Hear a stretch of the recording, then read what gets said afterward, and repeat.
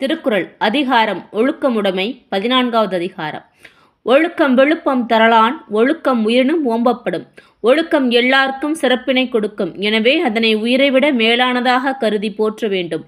பரிந்தோம்பி காக்க ஒழுக்கம் தெரிந்தோம்பி தேரினும் அஃதே துணை. ஒழுக்கத்தை கஷ்டப்பட்டாவது கடைபிடிக்க வேண்டும். அறங்கள் எல்லாவற்றுக்குள்ளும் அவ்வொழுக்கமே சிறந்த துணையாக உள்ளது.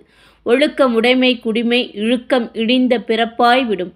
ஒருவன் உயர்ந்த குலத்தில் பிறந்தவன் என்பதை அவனது நல்லொழுக்கம் மட்டுமே காட்டும். ஒழுக்கத்தினின்று தவறுதல் அவனை தாழ்ந்த குலத்தவனாக்கிவிடும்.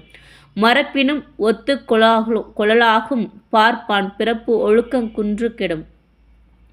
நூல்களை கற்பவன் கற்றதை மறக்க நேர்ந்தாலும் அதனை மீண்டும் கற்றுக்கொள்ளலாம். ஒழுக்கத்தில் குறைவுபட்டால் மீண்டும் அக்குடும்பமே பேறு கெட்டுவிடும். அழுக்காறு உடையான் கண் ஆக்கம் போன்று இல்லை. ஒழுக்கமிலான் கண் உயர்வு. பொறாமை உடையவனிடம் செல்வம் நிலைத்து நிற்காதது போல